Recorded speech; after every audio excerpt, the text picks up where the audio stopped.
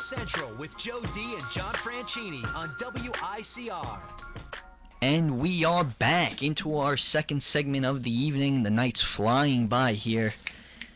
Going quick. We're going quick. We just got so much to talk about here, and especially with time goes by fast when you're having a good time. Well, when you're having a good time and talking about the awful Knicks. But on to the other New York team, the Brooklyn Nets, who are in action right now against the Memphis Grizzlies. Do we have a score update, anyone over here? 26-9 Brooklyn. 26-9. Look out. 2 minutes and 33 seconds left in the first. All right, what about leading scorer? Who's up there? Leading scorer, Joe. You're asking for a lot right now. I'm just want to know.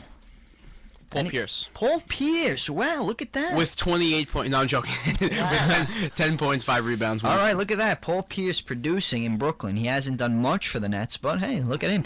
Also tonight, in tonight's game, Kevin Garnett held out once again, now missing his third straight game because of back spasms, which has opened up a role for Mason Plumlee. Who I like. To start, who's definitely brings some pizzazz, some youth to that team. I like that. Plumlee has really been stepping up for the Nets as they're starting to make a little run here and have gotten back to 500. Really, really strong on the defensive end. I really like what he's got to show. And also now you're getting some productive minutes off the bench from Andre Blatch, which is also very pleasant for the Nets. Excuse me. Oh, I wish the Knicks had someone. Don't even, Joe. Don't even get me excited, please.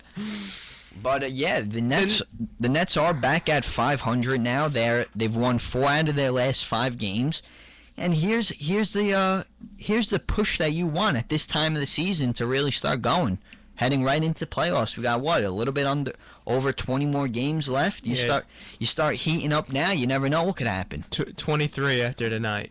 And here's the second time that the Nets are at 500. The first time came very early in the season, so it's definitely a great sign for the Nets. The Nets are picking themselves up right now, and I think that has a lot to do with them playing a little bit of the younger players, because at the start of the season when they acquired Pierce, Garnett, and Jason Terry, they felt obligated to play those guys as far as them being, the established veterans in the league.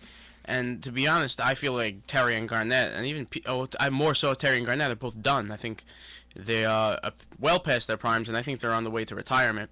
And Paul Pierce, he still has some left in the tank. I think he's also done, but he has more than Garnett and Terry has, and I think he can produce a little bit more than both those guys have. And that's definitely why when the trade deadline came along that they shipped Terry out of there. And he's done. They knew, you could tell from a player who's been in the league that long how much is really left just by his demeanor, his attitude. It's a shame that but it comes down to enough's enough, and everyone goes through it. And they bring in Marcus Thornton, who's been playing relatively well for the Nets, and who has not entered the game yet. He hasn't entered the game, but I mean, I'm pretty sure in their last game he was their leading scorer with 25. Right. I think he's had multiple 20 plus games with the Nets, and he fell out of the lineup in Sacramento, but he's starting to fit in with Brooklyn. Well, he's a good scorer. He can definitely score the ball, and I think that's a great move by the Nets to get Marcus Thornton. And as far as, I'm going to go back to Mason Plumlee, who is, I think, a very overlooked rookie in the league right now. And also his brother Miles is a good player for the Phoenix Suns. And Phoenix, another team that's flying under the radar, but playing some basketball. Yeah, the Suns they're really... I'd say one of the surprise teams of the year. They are, but don't be fooled by them. I think they're a regular season team, and come playoff time, I don't see them upsetting any team. No. But still, they're overachieving. They're a one and done in the playoffs. Right. Absolutely. But Mason Plumlee, I think, is a pretty big reason to why the Nets have seen an increase in success, an increase in wins, and also getting Marcus Thornton and Sean Livingston's playing, I think, above his, stature. The Nets needed to take, the first half to really look at what they had, what was going to work, and when Brook Lopez went down, they needed to see what pieces were going to fit in, and Plumlee has really, really stepped up.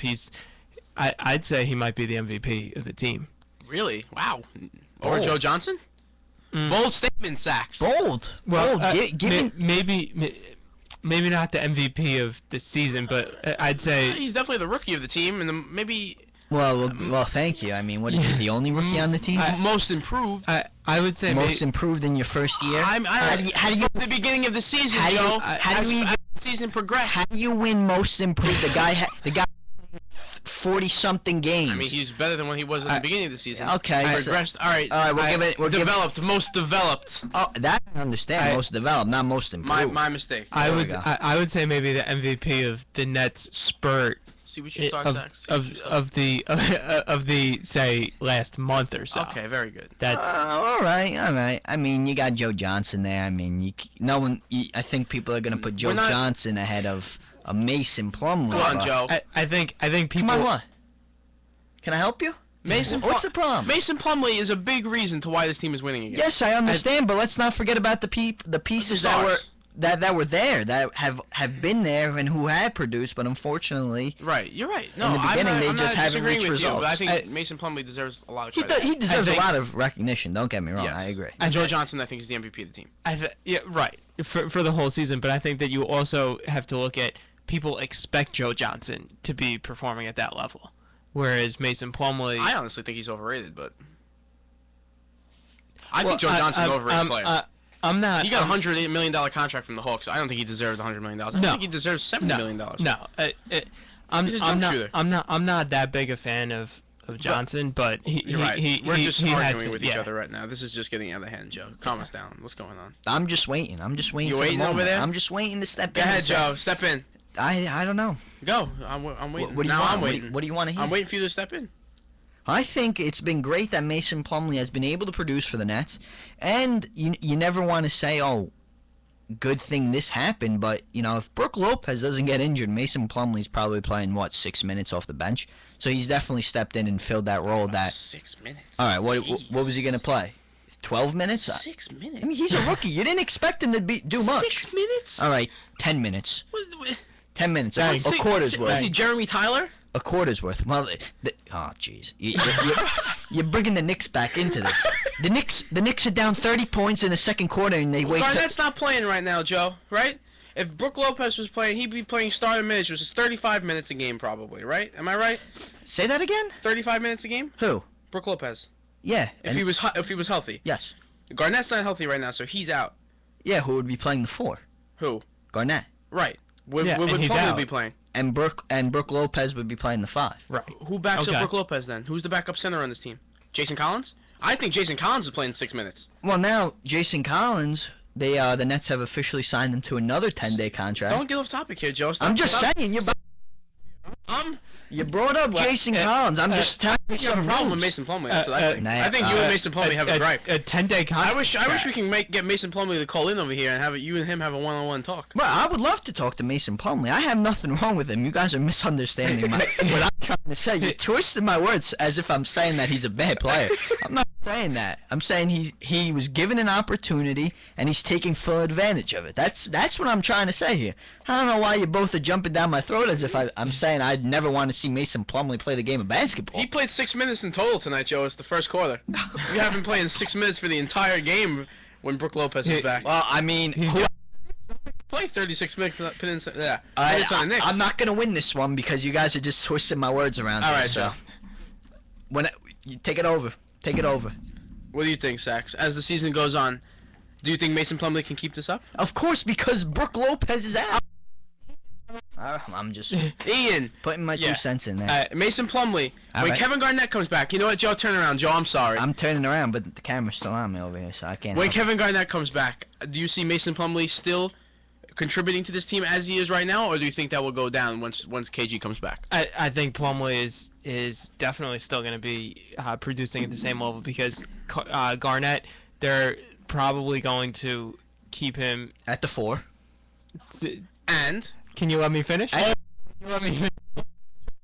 You're sorry now, Joe.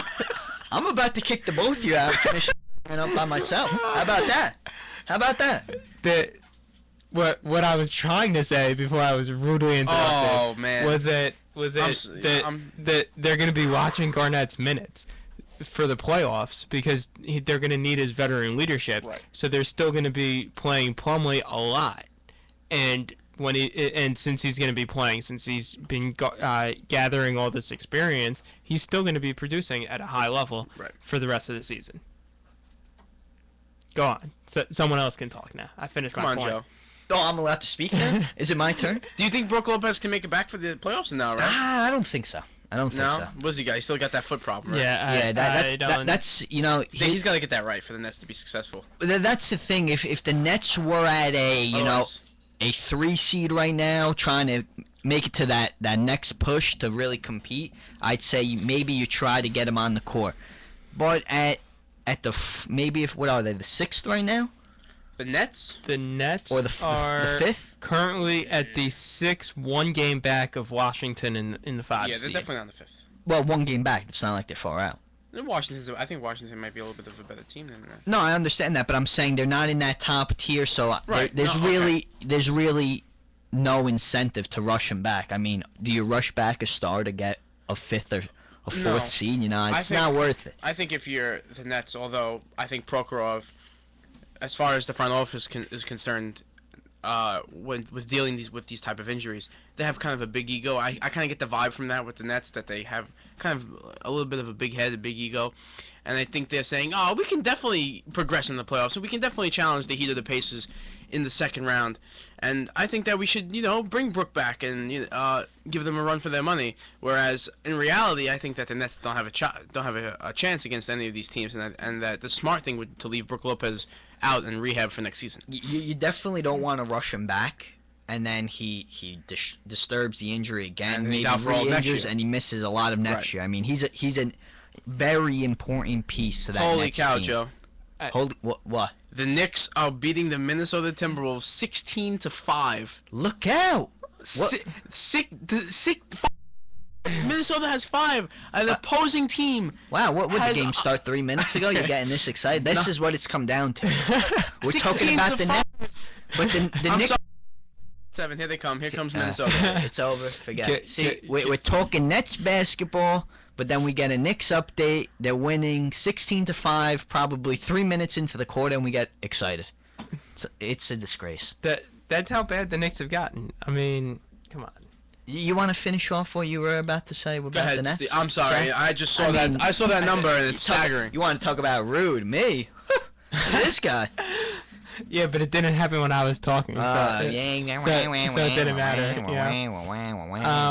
Anyway, I think that the Nets should keep Brook out. Think about the Chicago Bulls last year, keeping Rose out.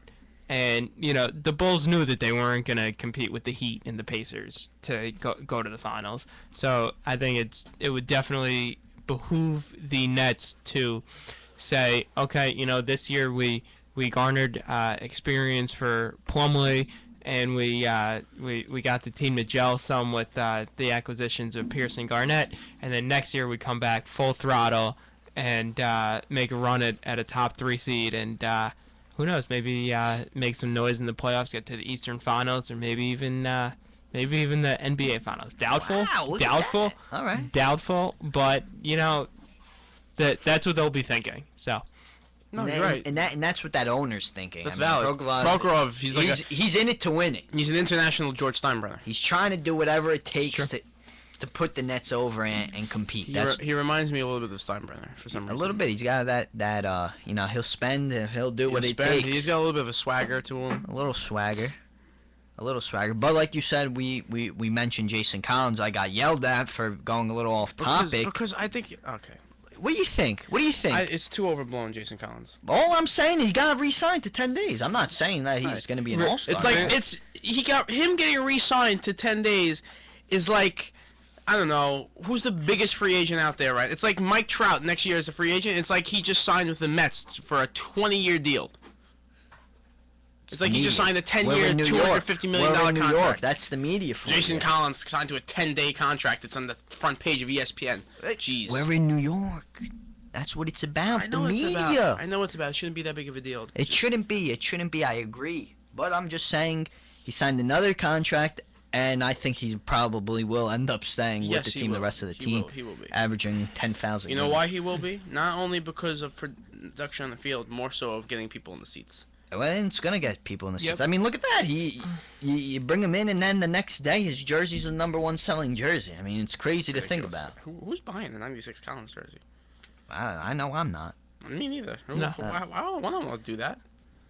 I'm just saying I wouldn't buy his jersey because there's so many other players that I would rather have before Collins. Jason Collins. I mean, the guy's notorious for his fouling. If I found a Collins jersey on like a clearance rack, then I'd get it. But Sax is all about the weird jerseys. He's a weird jersey type of guy, you know. Really? You gotta meet Jersey Joe. You know? Oh wait. I know Jersey Jersey Joe. Jersey Joe's got a ton of jerseys. Oh, I know. You think he's got a Jason Collins You know jersey? what? You think Jersey Joe's got a? Yeah. I doubt he does. I don't think so. Yeah, we gotta ask him. Yeah, we gotta bring him in one night. He might have a Jason Collins like college jersey, or something offbeat like that. You want to talk about a lot of jerseys? You got to meet Jersey Joe. The kid's got a house full. He told my brother I think it's about 400. That's insane. That is a lot. Can you Any lend? other clothes? I want to know if Jersey Joe is willing to lend out a few nice jerseys for Sports Central for one of the upcoming shows. Now, sure, I guess. I guess, Joe. We'll have like a jersey auction or something. Yeah, I don't think he's willing to get rid of his jerseys. I want to see if he gets a Jason Collins jersey. No, I'm just saying he'll be behind the glass and we're wearing his jerseys. No, all right. We're not running away with them. All right, no, you're right. All right. One last break and we'll come back, wrap up the show with, of course, some spring training. We all know. I'm ready, Joe. Look at him. He's excited. Oh, he doesn't even want to go to commercial. I'm sweating. I need to get out of the studio. It's too hot in here right now. We will be back.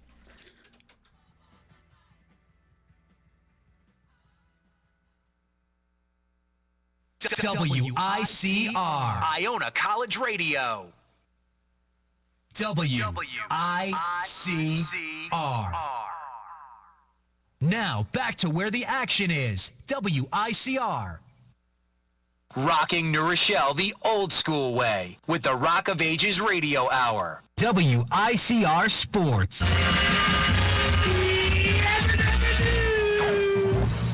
Yabba dabba doo, this is Kevin Barnett, and tune into my radio program Wednesday nights at 7 p.m. We've got you covered on the finest topics of professional and college sports, from touchdowns thrown in the NFL to long balls hit in Major League Baseball. This one has a chance! Home run! It's an exciting hour of sports topics. Please tune in Wednesdays at 7. It's a power